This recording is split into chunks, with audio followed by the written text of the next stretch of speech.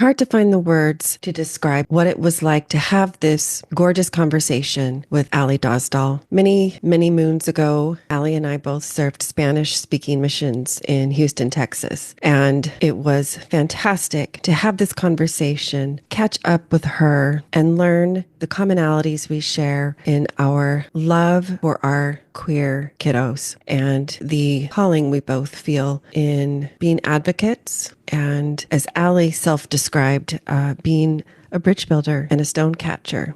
She is able to do that even more in her relatively new role as social media manager for the nonprofit End Circle. Speaking of which, this coming Saturday, April 26th, is their annual fundraiser, Only Love Gala, this year featuring Kristen Chenoweth. Go to Encircle Together, all one word, .org/only love gala 2025. On to our episode.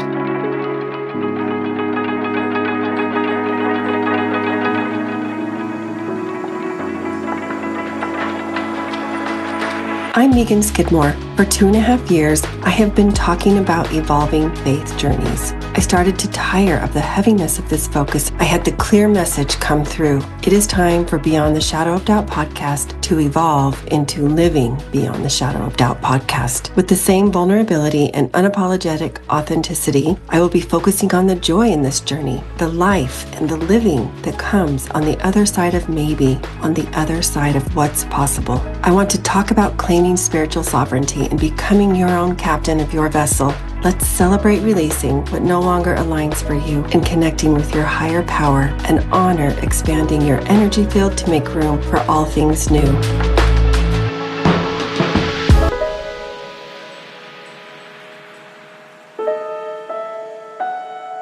There is a lot going on in the world today. I am curious to know, what practices do you have in place that help you recenter, get grounded, connect to your inner wisdom, and remember you are powerful?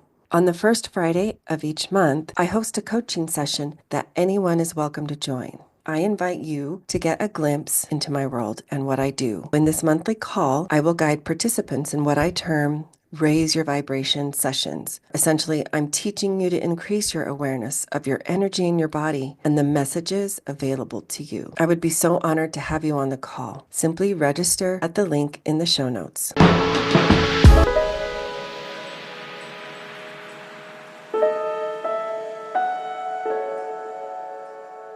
Hey everyone, welcome to today's episode of Living Beyond the Shadow of Doubt.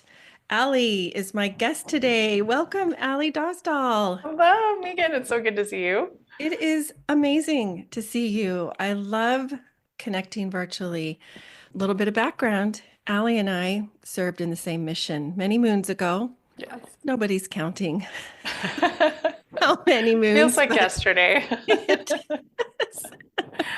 I saw a meme yesterday, like Gen X is the only generation to mature to the age of a 30-year-old by 10, and at 50 years of age, still be at that mindset of a 30-year-old. And isn't that the truth? That is so true. That is so true. I love that. Yeah. So I'm just thrilled to reconnect with you and catch up and get to know all the haps that's going on in your life and your family and your faith and all of those things. So let's just jump right in.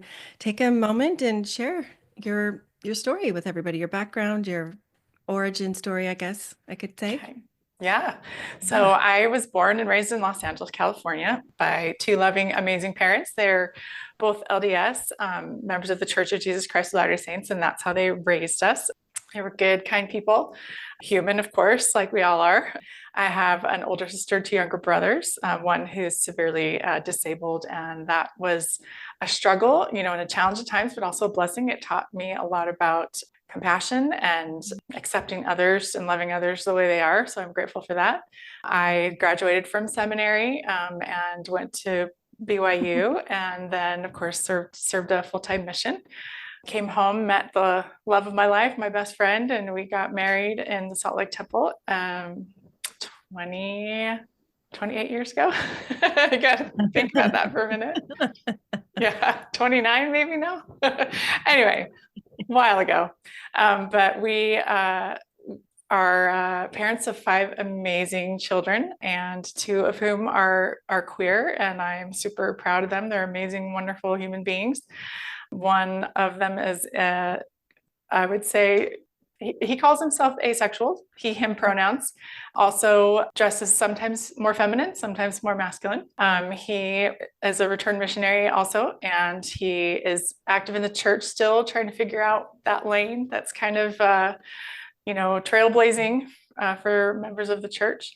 And then I also have a daughter who is non-binary, she, they pronouns, and she is an amazing human being. She's stepped away from the church for mental health reasons, and is just one of my favorite people. So, and trying to think, my background is I got a degree in family studies, and life and marriage and children took me in a different direction, and I ended up working as in marketing for, since my kids are grown up. So I've been doing that for quite a while, and in October this past year I shifted gears. I'd been working in retail marketing for 14-15 years, and now I work as the social media manager for Encircle, which is a fantastic organization here in Utah that offers safe spaces, programming, therapy for LGBTQ youth and families. And I absolutely love what I do. So it's been an amazing journey. I have followed you on social. We connected a while ago, right? We did, yeah. When it all started, everyone's all excited about it and everything. And so I have watched your journey, and I've seen your posts for your marketing job prior to this. And I noticed when your position changed, and I was so thrilled to see it. I feel so strongly about creating, promoting, just being that bridge to create more safe spaces. Yes. Because I've learned, do not just naturally occur. They do not, unfortunately, and especially in the one area where they really should, which is the religious area, which is, especially believers in Jesus Christ. Our mandate is to first love God and second to love our fellow men. And we struggle with that, especially when it comes to our LGBTQ brothers and sisters. So it's important. I believe strongly that it's important. I feel called to it, as it were, to be that bridge builder, that, creating those safe spaces. And I guess the word is modeling how to do both, because you can.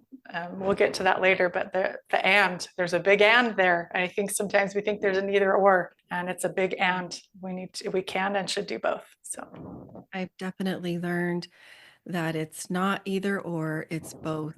And I live my life by that. It's a much more expansive lens through which to view the world.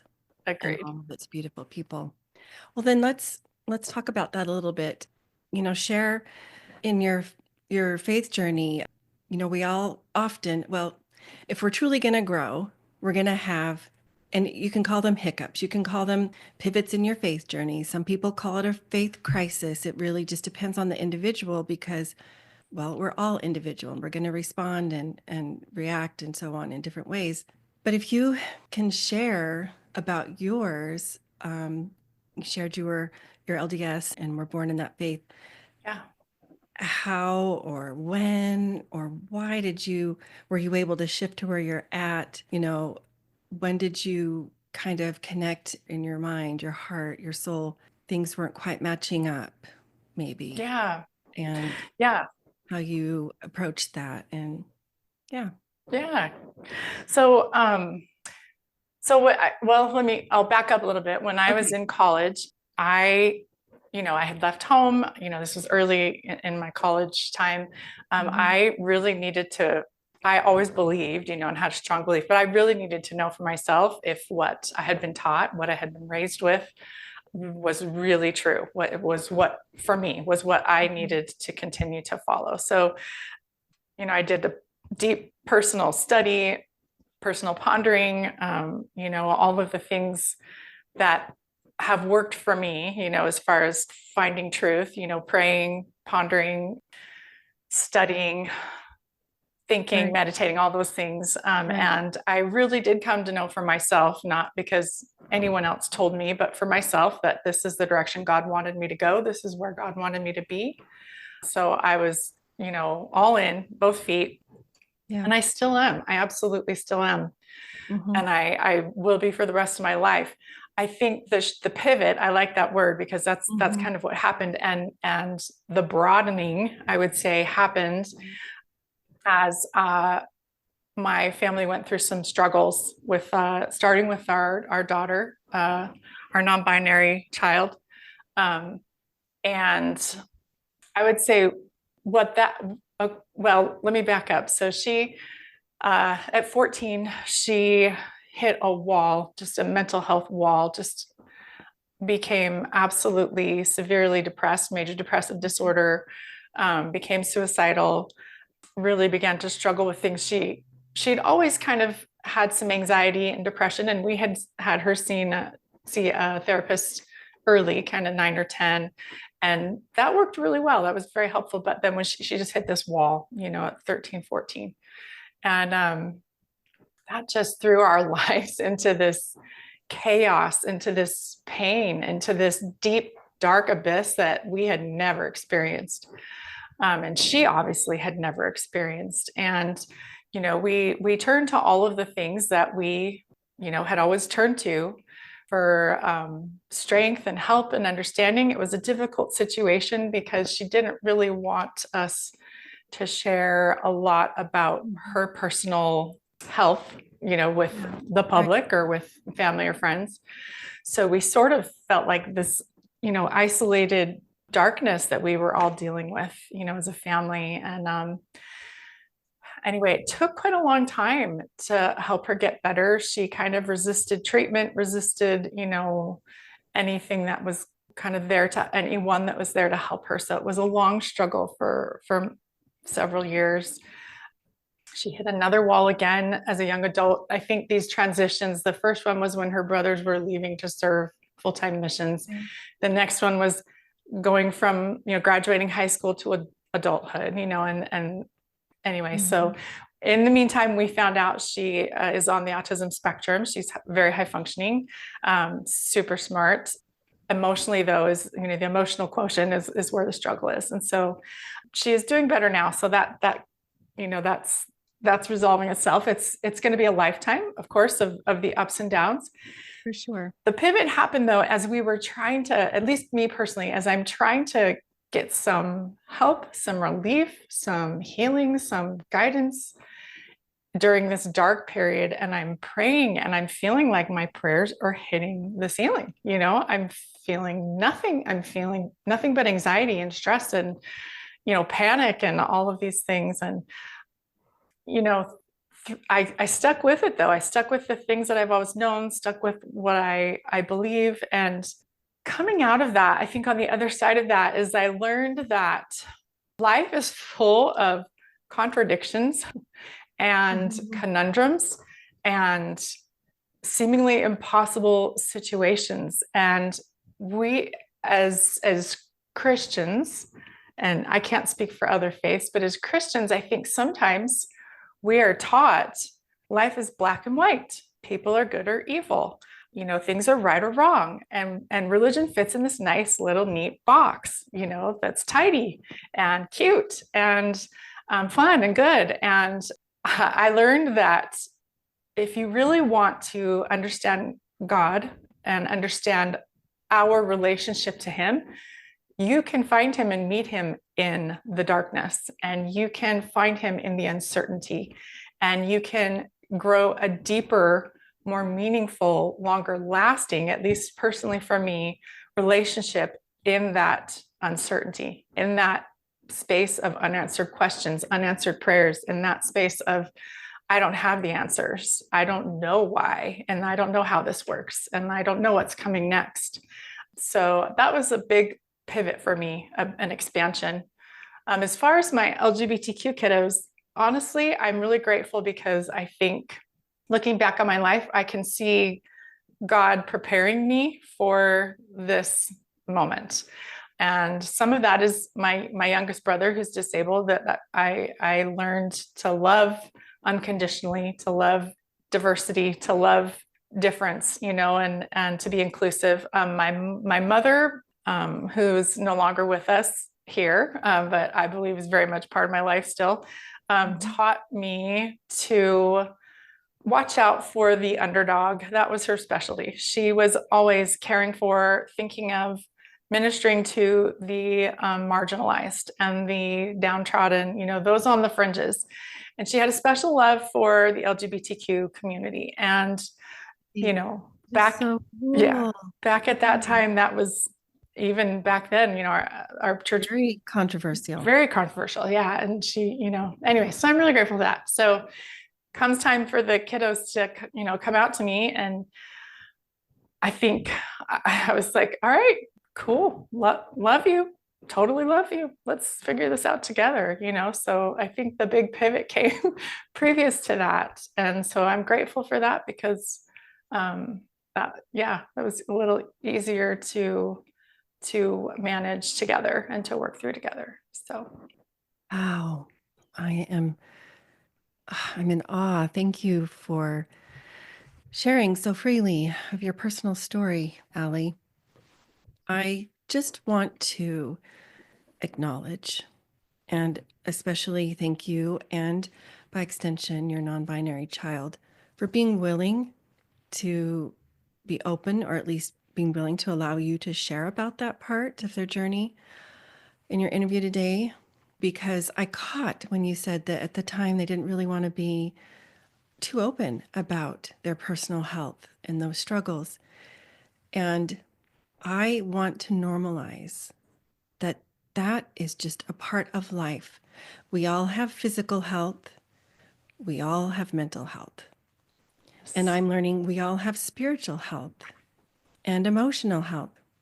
And it's all connected. And the only way to truly experience alignment and that connectedness to God and the divine is when all of those parts, all of those elements of our being are working as optimally as they can. Of course, since we're human, there's no such thing as well, perfection in the traditional sense. I understand now perfection actually means whole. We're whole, yeah, always whole, complete. right? Right. But one of the points of this earthly experience and existence is to learn, right? Mm-hmm. And so I just want to validate you, your family, your child. And I see you, I love you, and it is okay. It's okay not to be okay. I have struggled myself on and off for many years. Although, notably, as I have learned more about being in alignment with my selves, physical, mental, spiritual, all of those things, emotional, it's much less so because you are no longer denying who you are on the inside. You're no longer looking externally to define yourself or for Mm-hmm. answers. You're looking inward. Anyway, that was so beautiful. I just had to acknowledge that. Thank you. I appreciate that. And I think my child has learned that as well. Openness, sharing, honesty, authenticity is, I think, helped her to be healthier as well. So yeah. Yeah.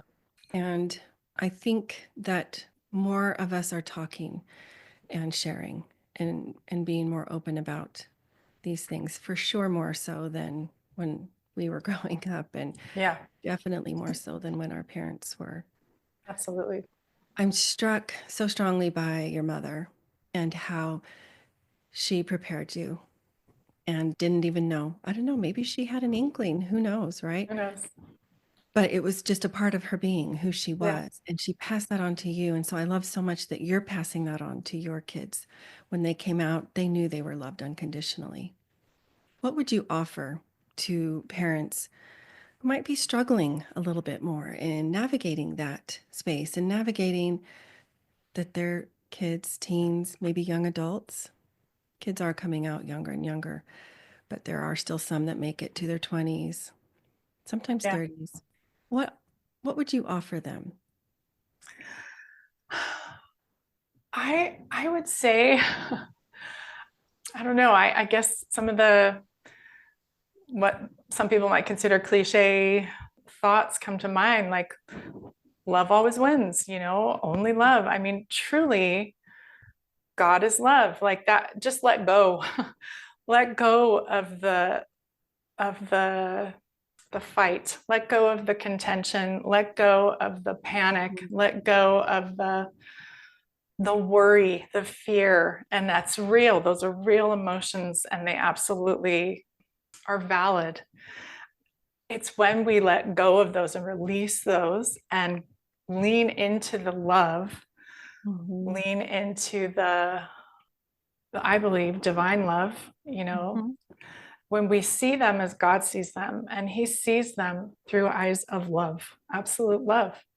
That's how he sees all of us. And so when we lean into that and let go of those feelings, excuse me, of fear, and lead with the love, I think that's the key. I mean, and like I said, those are natural emotions to come up, absolutely.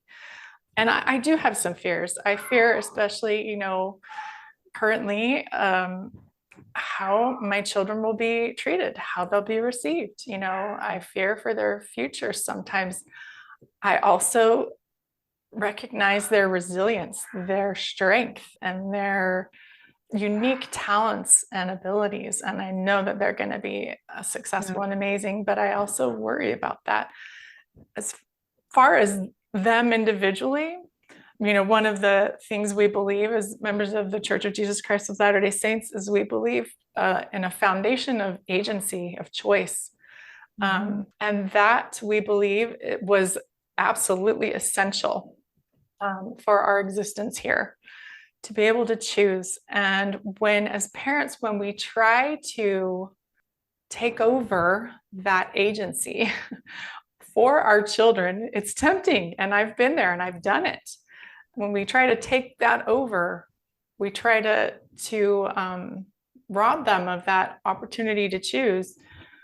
I think that's when we find the contention and the struggle and the fight, and rather than the love. And I don't get me wrong, I firmly believe, and I did and still do, in my children know what I believe. And my husband and I did a very careful and intentional job of teaching the things that we believe as they grew up. And our focus was really trying to help them gain their own personal relationship with the divine, with God. And that, to me, having that personal connection with God was the most important thing that I could teach them. Because that, for me, is what has been the greatest gift in my life, is to have that personal connection with the divine, with God. And so I've done my job. Didn't do it perfectly by any means, but I've done that job.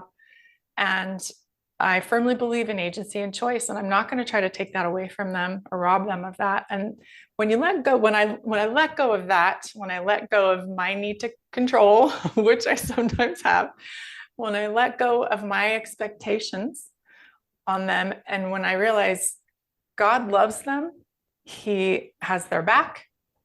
If they have a relationship with him, that's all I need. And I trust and I love, and it's freeing. It's beautiful as a family when we get together. There's love. I mean, we're not perfect, we all have our little squabbles and whatever, but there's nothing but love. We just enjoy each other. And that is what brings me the greatest joy, is just having those connections and relationships and that love. In my work, I know there are youth who don't have that, who are missing that connection, who are missing that one person, that one adult in their life that they can trust and talk to. And don't miss out on that. That's what I would offer. Don't miss out on that. Be that connection, be that person that they can come to and trust and talk to, and love them. Amen. Yes. Amen. 1,000%. Allie, I remember the aha moment, the light bulb going on, the divine download, whatever, when I realized if my kiddo, and I'll just include, if my kids were going to have any understanding or connection with or feel love from or about God and the divine, I was there first. I was on the front lines. That was me. That's my job. Everything else, that's God's. Period. Yeah. Right? Absolutely. And actually, the more that I leaned into that, it's actually quite freeing. It is. And so I love the advice that you're offering and sharing here, um, to release, just lean more into the love. Process Mhm. the fear, Yes. process the worry, the concerns, hire help in some ways, right? Mhm. Take care of your own needs. Absolutely. It's your job to take care of whatever is going on for you so that then you can take care of your family, your loved ones. But it starts first with you. Mhm. In the beginning, you mentioned you feel called to, I think you said love, to just love unconditionally. You feel a calling to this space. Mhm. I would love to hear a little bit more about that. Like, how did you receive it, or when did you remember first feeling this tug, this pull, this divine magnet saying, "Allie, this is what I need you to do," or just you just felt it. This is me. This is who I am. Yeah. Um, I don't know. I don't know that I can really pinpoint a moment. Okay, But you I were just think, born this way. yeah, no, but I I really think you think were.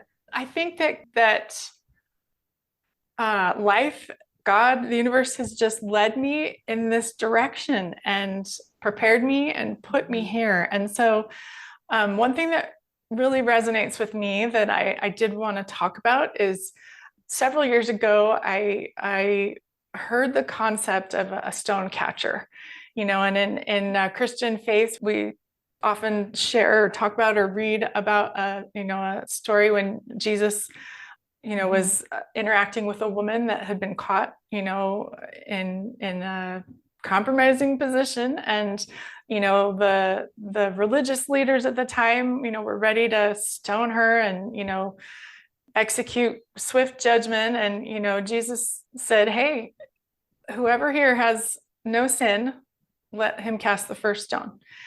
And so I think they put their stones down, left, right. So we can choose to do that. We can put our stones down and we can choose not to throw them. Yeah. And that's good. That's great. I think that we need to do more of that. We can also choose to be a stone catcher, Mhm. meaning we can be that person standing between the individual being persecuted and the people persecuting, and catch and protect and defend. And that is where I feel called. I feel called to be a stone catcher. And I think it kind of started probably when I heard that concept. It just Mhm. resonated.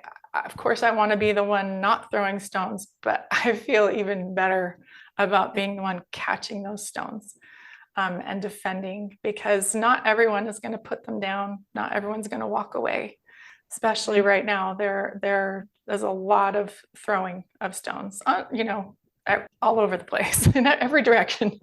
So I want to be the one catching.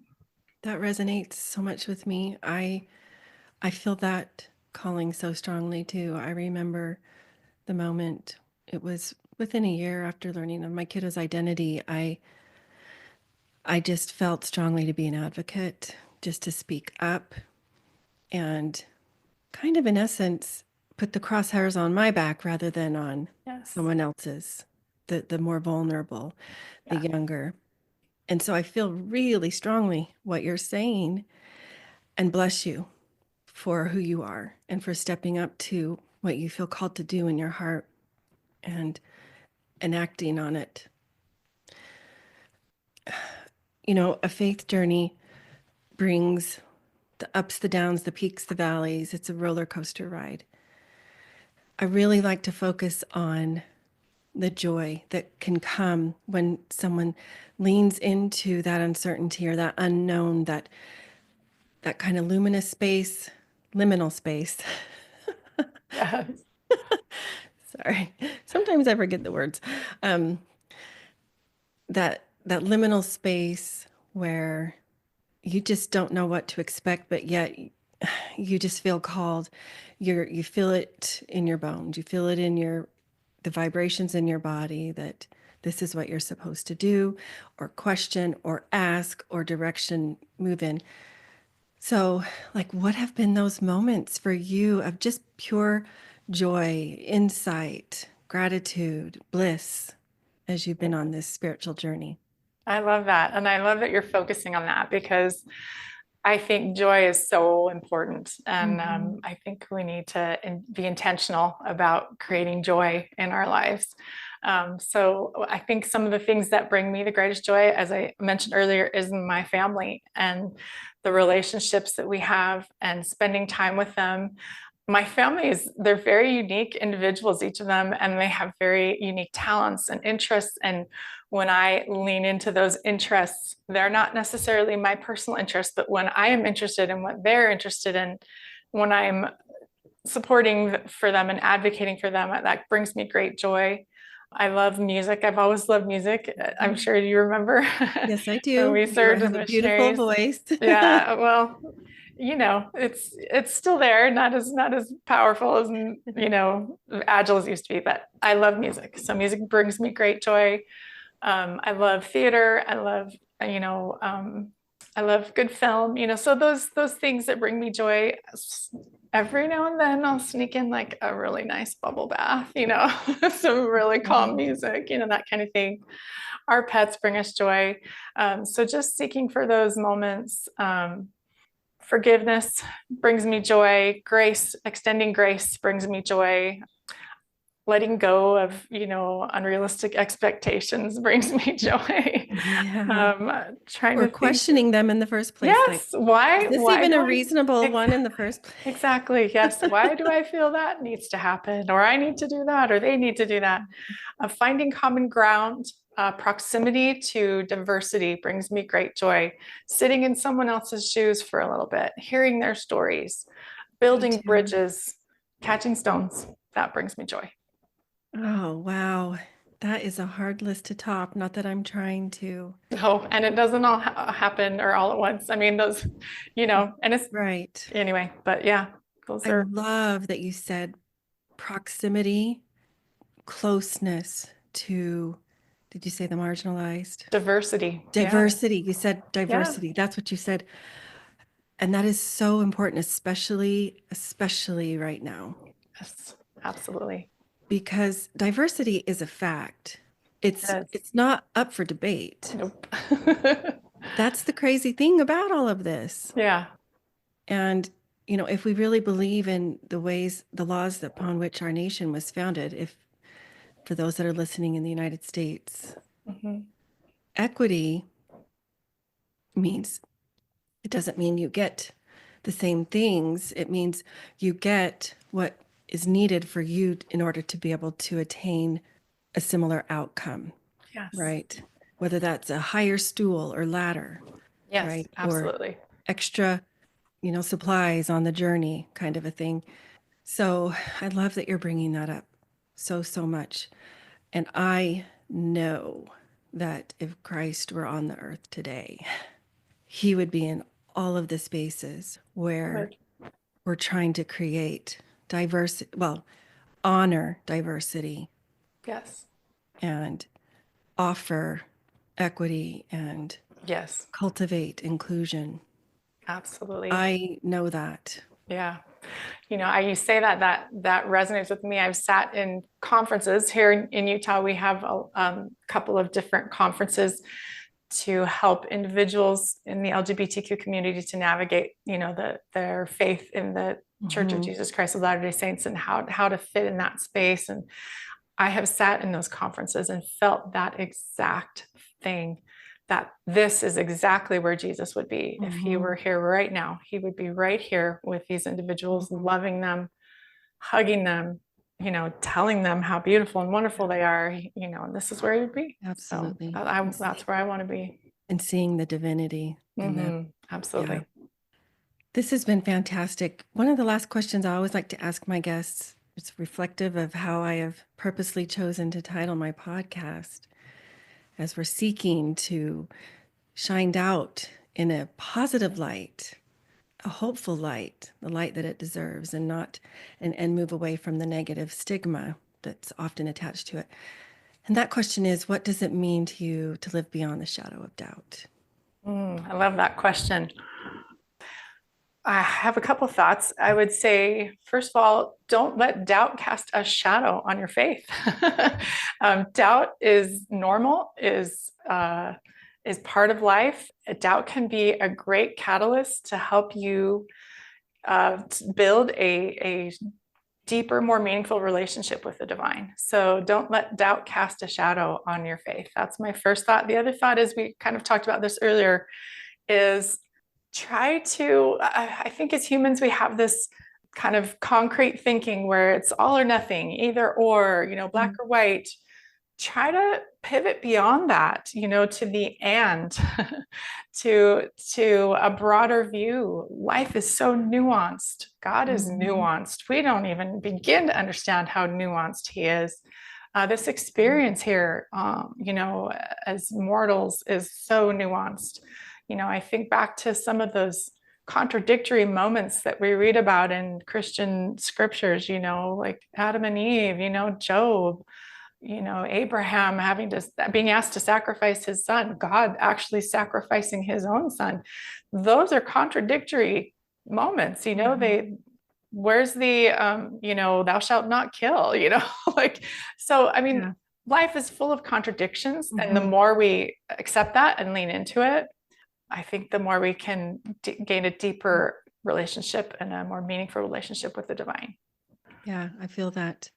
I have found that there's beauty and definitely growth in living in those contradictions. Life is really just a bunch of paradoxes, and the more that we can embrace that rather than resist or ignore or deny, then we're going to find the beauty, the learning, the progression, the expansion, even the joy, and grow closer to the divine all at the same time.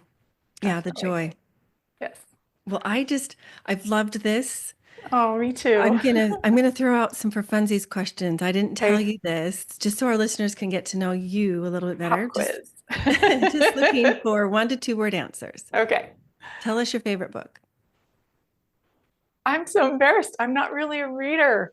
Okay, so I'm actually now, I am reading The Small and the Mighty right now by Sharon McMahon.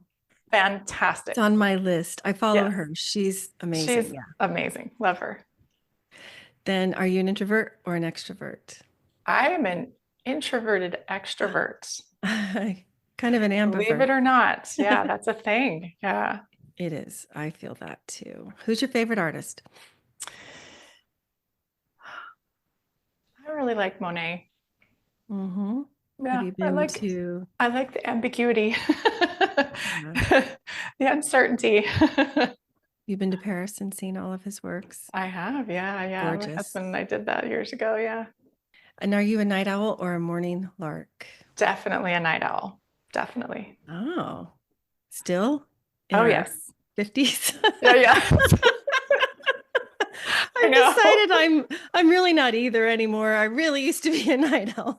Yeah, definitely. Sometimes I can be. To be honest, I work remotely, so there's okay. So you have some flexibility. I mean, I can do an 8 to 5 if I need to, but absolutely. But Yeah, I do know. And tell us your celebrity crush if you have one. Oh gosh, Kristen Chenoweth. I absolutely adore her. Oh, that's a good one. Adore her. Yeah. And do you do still or carbonated water or diet soda or some other fun? I am not a soda drinker. I'm a water girl. Like I hardly drink anything other than water. That's probably best. And then finally, the furthest place that you've traveled. China, I would say. Shanghai, Beijing. We've been there several times. My husband has gone to work things there and dragged me along for fun, and it's been amazing. But yeah, I think that's as far as the globe, circling the globe, that's the farthest we've gone. Well, that's a fun trip. If you're going to be dragged somewhere, I know. Let's let it be Shanghai. Very cool. Well, if folks wanted to reach out to you, connect with you, learn more about what you do for Encircle, and maybe how they can even get involved, what would be the best way for them to do that? Yeah, so you can find me on Instagram and Facebook, ALY, Ali Dosdall, Dostall. That's my handle. And yeah, you'll see some past posts from my previous life, but a lot of what I share now when I do share is going to be related to that. And Encircle, you can just go to encircletogether.org, and there are a lot of ways to get involved, even if you aren't local, you don't live here in Utah. There are lots of ways to get involved. Check it out. I hope one day to have an Encircle here in the DFW area where I would love this to go nationwide. It's such a great program. You can drop hints in whoever's ears, and I won't even be mad about it. We would love that. We're all for that. We just, we need the cash for that. So, I understand. Yeah. I would love that. Wow, this has been so much fun. This has been such a joy. Thank you for taking time out of your schedule to meet with me and have this thank you. important conversation. Loved it. Thank you. Great. Writer, teacher, author, Mormon scholar, and founder of Dialogue Journal, Eugene England said, "My faith encourages my curiosity and awe. It thrusts me out into relationship with all creation and encourages me to enter into dialogue." As a proud member of the Dialogue Podcast Network, my hope is that Living Beyond the Shadow of Doubt podcast is an extension of that vision.